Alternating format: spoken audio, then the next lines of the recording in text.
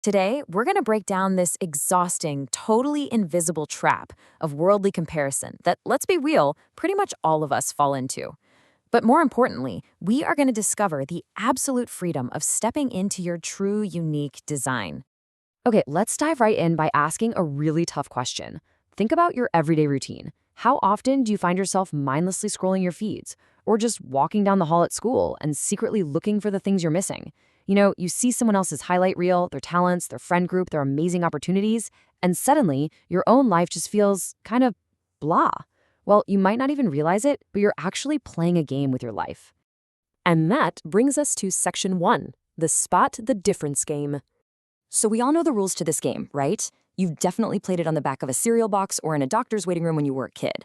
The entire goal is to just stare relentlessly at two side-by-side pictures and totally obsess over the tiny things that are missing or different.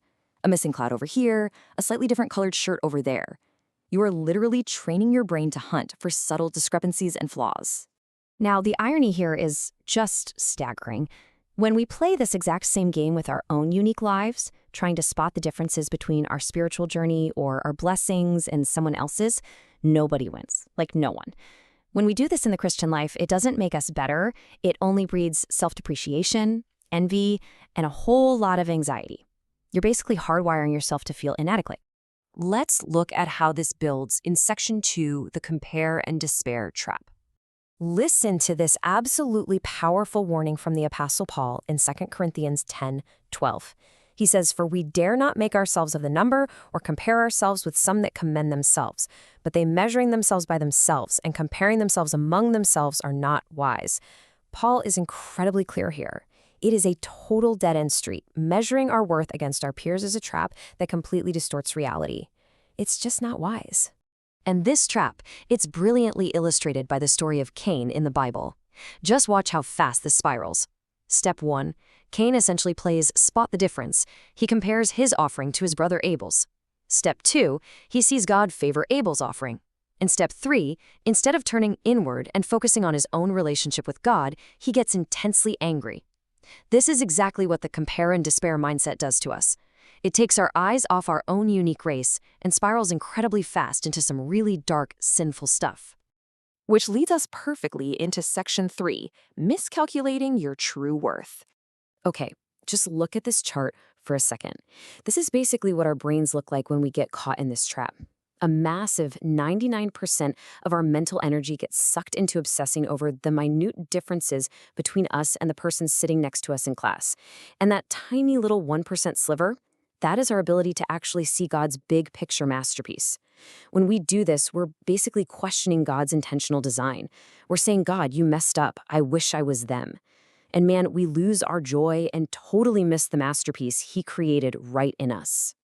Now, check out Galatians chapter 5, verses 19 and 20.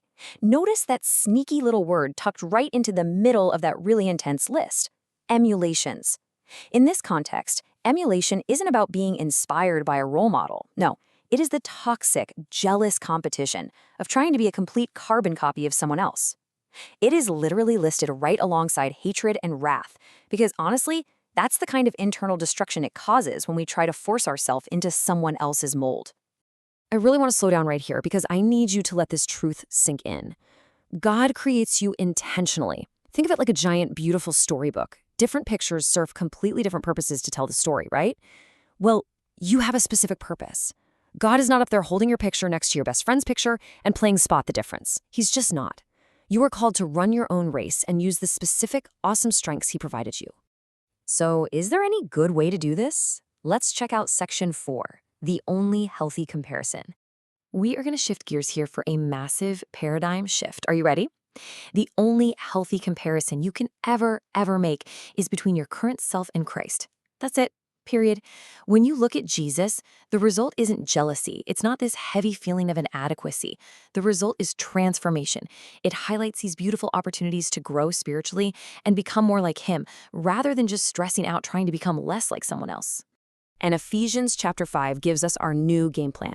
Instead of worldly emulation, instead of trying to be a carbon copy of that popular kid at school or that flawless influencer on your feed, we are called to be imitators of God.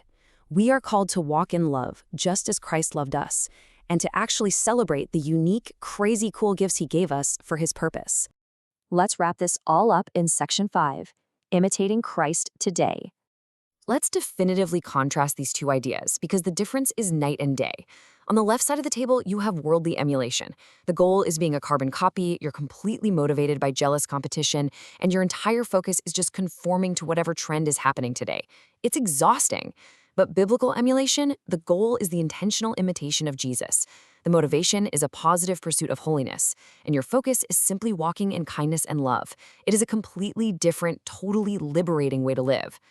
So how do we actually break the habit? I've got 3 actionable steps for you to try today. First, every single time you catch yourself comparing, immediately stop and replace it with gratitude for something in your own life. Just flip the script. Second, learn to actually celebrate the unique design of others without feeling threatened by it. Remember, they're just a different picture in the storybook. And third, steward your own unique gifts. Pour your energy into growing the specific talents God entrusted to you. I want to leave you with this final provocative question. Seriously, think about it. Whose picture are you looking at today? Are you endlessly scanning someone else's life, playing a broken, unwinnable game of spot the difference? Or are you looking at Christ, the ultimate masterpiece, and allowing Him to transform you into exactly who you were designed to be? It's time to stop playing the game, guys. Run your own race and find real peace in your unique calling.